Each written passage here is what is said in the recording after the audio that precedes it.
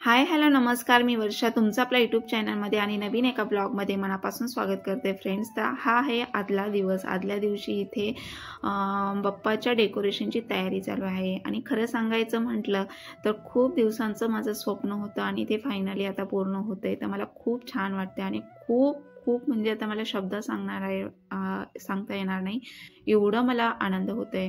असो, तर आता इथे ठरलं की बाप्पाला 10 दिवसांसाठी आणायचं आणि अचानक इथे आता मी डेकोरेशन म्हणजे घरामध्येच सिंपल पद्धतीने करणार आहे। मुलं पण आहेत, मुलं आणि मी मिळून करत आहे। तर अशा रीतीने बघा मी डेकोरेशन केलेलं आहे। टेबल ठेवून एक छान त्यावर म्हणजे साडी टाकलेली आहे। त्यानंतर इथे मी पाटावर मध्ये बाप्पाचं प्रतिष्ठापना करणार। त्यानंतर इथे सगळी तयारी म्हणजे आदल्या दिवशीच मी सगळी प्रिपरेशन करून घेते बाप्पाची, कारण काय होतं एकटं असलं की खूप धावपळ होते आणि अगदी असं वाटतं की बाप्पाचं केलं तर व्यवस्थित मनापासून सगळं करावं, नाहीतर मग ते नाही केलेलं चांगलं असं वाटतं। त्यामुळे मग इथे जे जे बाप्पासाठी लागतंय ते सगळी तयारी मी इथे आदल्या दिवशीच करून ठेवलेली आहे आणि नंतर मग दुसऱ्या दिवशी बाप्पा आणून प्रतिष्ठापना करून बाप्पाचं आगमन मी करणार आहे। तर मी जसं पॉसिबल होते तसं मी तुमच्यासोबत शेअर करत आहे। तर ही आदल्या दिवशी मुलांनी इथे डेकोरेशनची तयारी सुरू केलेली आहे आणि भरपूर मला मदत करतायत आणि खरं तर स्वप्न माझं हे त्यांच्यामुळेच पूर्ण होतंय। आता मुलं मोठी झालीत, त्यामुळं म्हटलं की बाप्पाला आणायला काही हरकत नाही, कारण मी एकटी असली, आपल्या लेडीजचं कसं अडीअडचणी वगैरे असतात, त्यामुळे असं वाटतं की बाप्पाची आरती 2 टाईम करायला लागते। त्याचबरोबर जे काही बाप्पाचं नैवेद्य थोडंफार जे आहे ते मनोभावे केलं आणि सगळं निर्विघ्नपणे पार पडलं तर खूप छान वाटतं।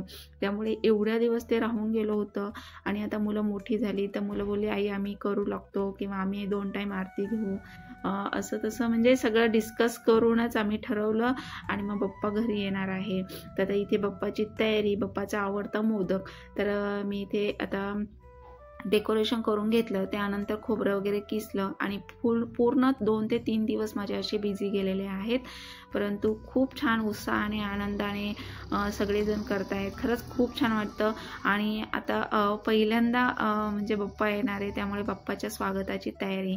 तर इथे रांगोळी काढून घेते, कारण का मला माहिती आहे मी एकटी आहे आणि त्याचबरोबर दुसऱ्या दिवशी म्हटलं की खूप गडबड होते, तर रांगोळी म्हटलं आणि माझं असं आहे की जी काही गोष्ट म्हणजे जे काही मी करेल ते अगदी मनापासून आणि परफेक्ट झाल्याबगैर मला चैन देत नाही, त्यामुळे प्रत्येक गोष्टीला वेळ लागतो। आता रांगोळी काढायचं म्हटलं तरी अर्धा ते 1 तास असा निघून जातो, त्यामुळे ही सगळी आदल्या दिवशीची मी तयारी करून ठेवते।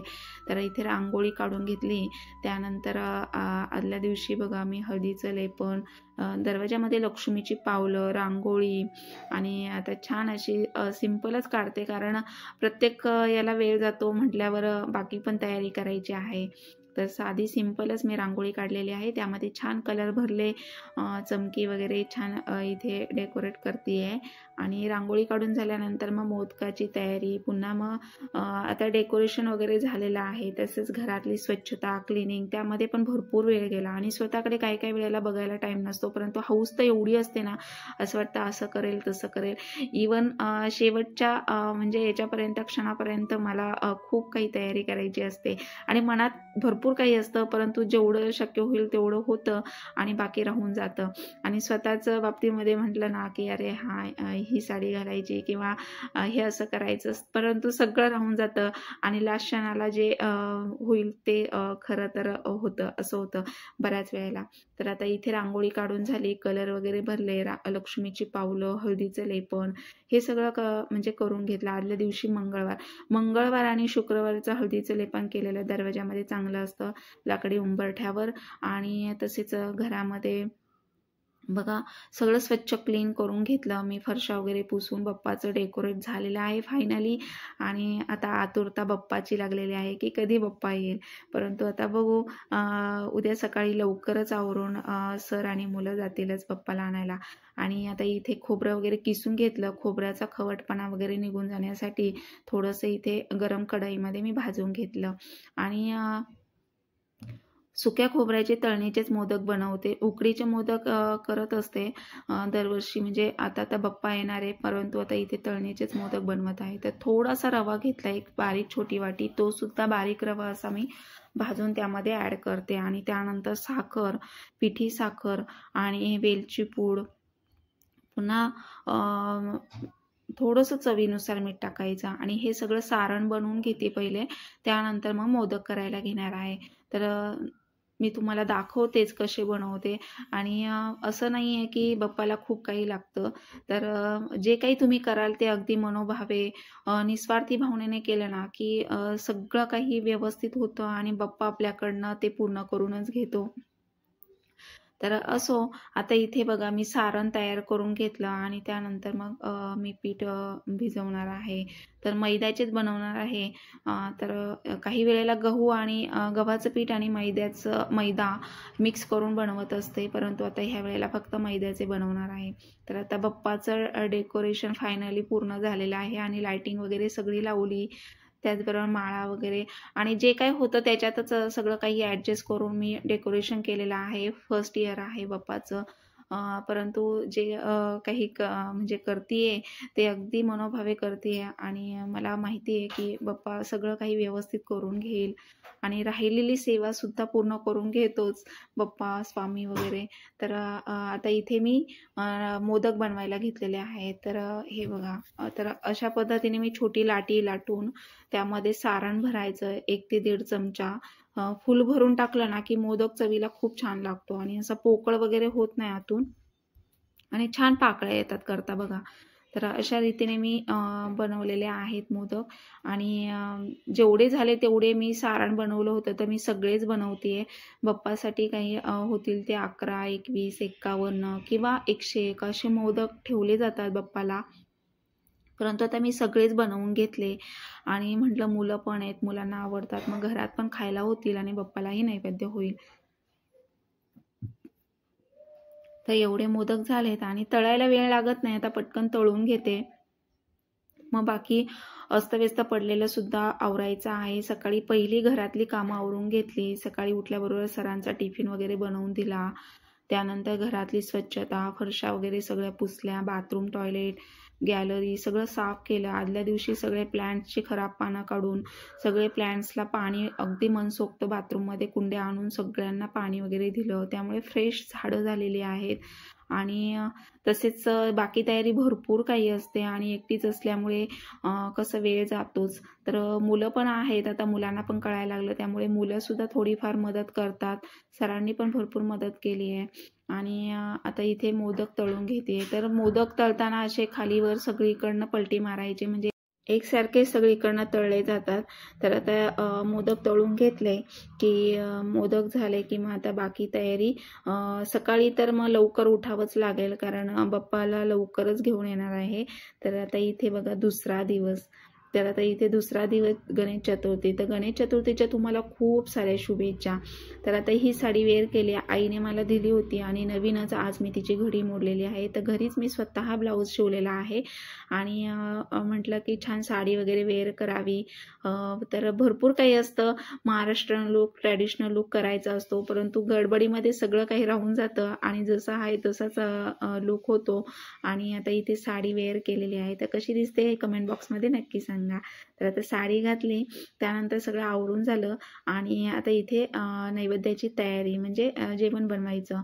तर आता कालचा उपवास होता हरतालिका, त्यामुळे बाप्पाला नैवेद्य दाखवल्यानंतरच मी उपवास सोडणार आहे. तर आता इथे पीठ वगैरे भिजवून घेते. पीठ भिजवून झालं की एका साईडला लगेच कुकर वगैरे लावून घेतलेला आहे आणि डाळ, भात, चपाती, शेवयाची खीर बनवणार आहे, पापड वगैरे तळणार आहे आणि चपाती.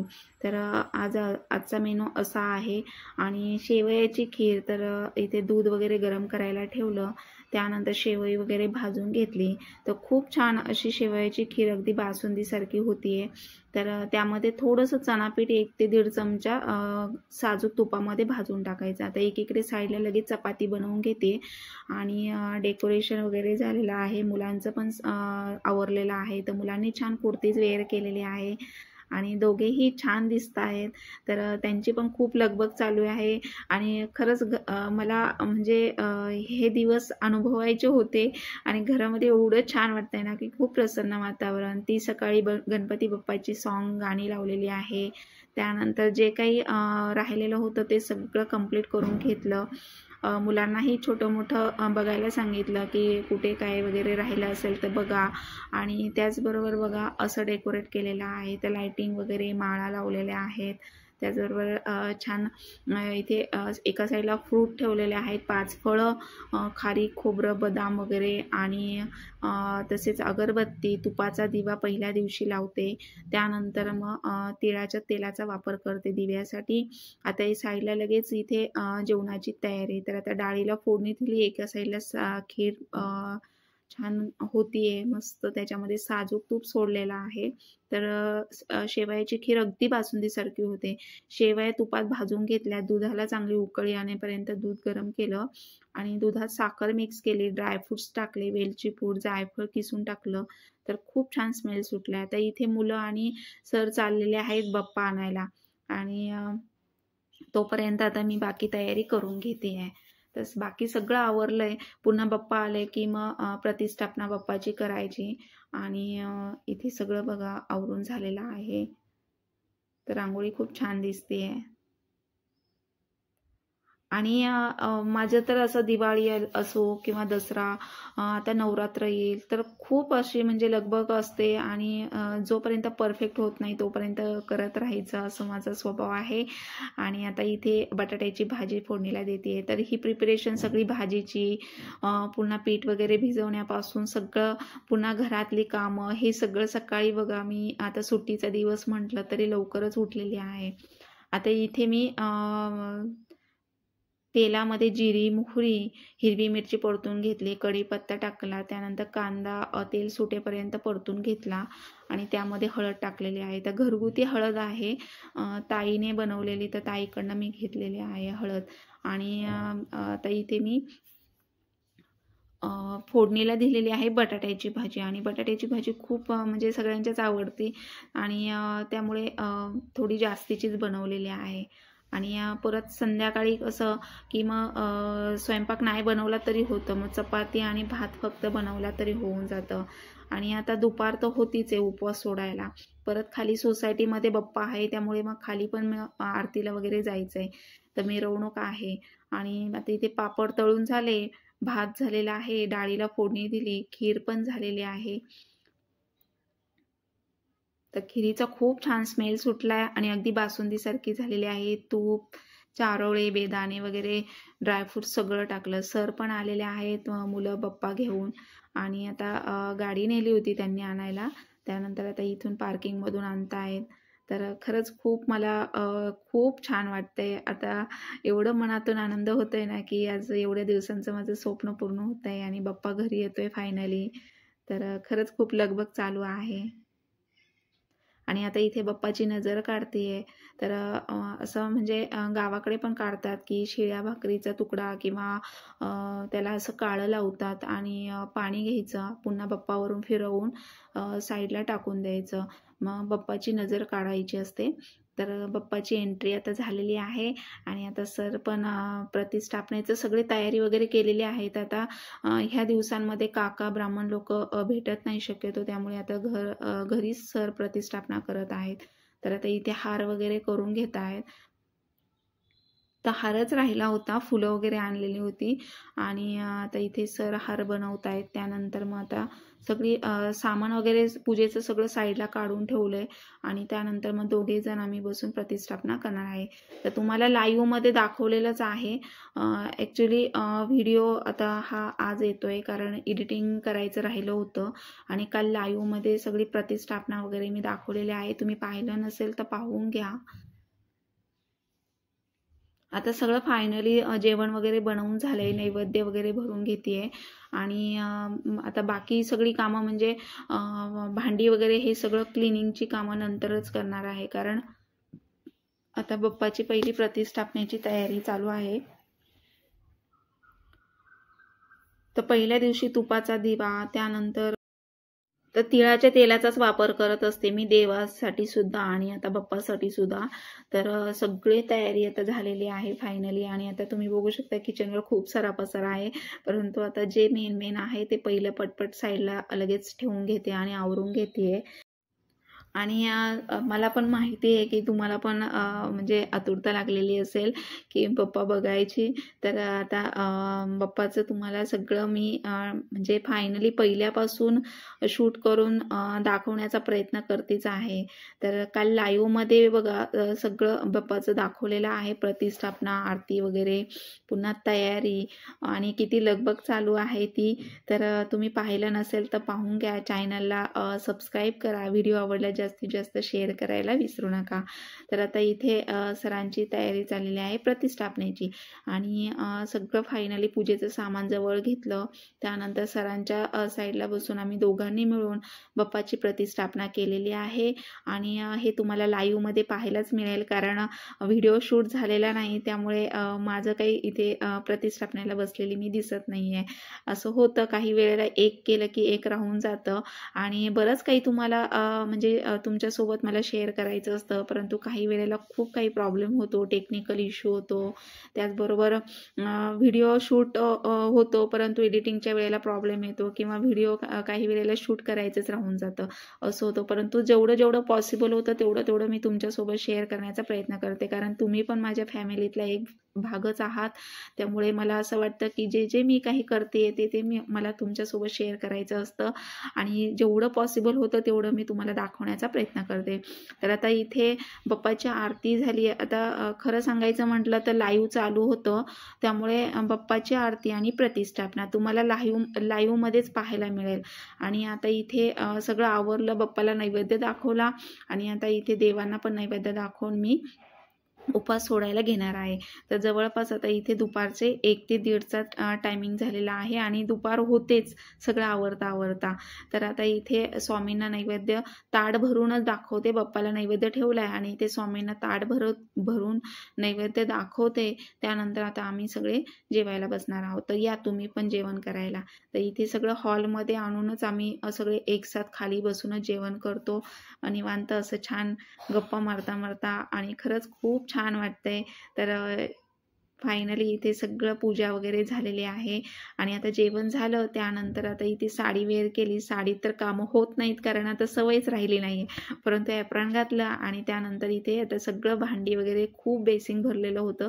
म्हटलं पहिलं किचन आवरावं आणि कपडे आज काही फारशी धुवायला नव्हती, कारण ज्या दिवशी सणसुदी वगैरे असेल त्या दिवशी कमी वगैरे कपडे कसं काढते, कारण एकटीच असते, सगळं बघायचं असतं. त्यामुळे मग कपडे वगैरे वॉश केले आणि सुकायला टाकले. त्यानंतर सगळं आवरलं आणि खाली आलेले आहे इथे. तर सोसायटीमध्ये पण इथे बाप्पाची तयारी.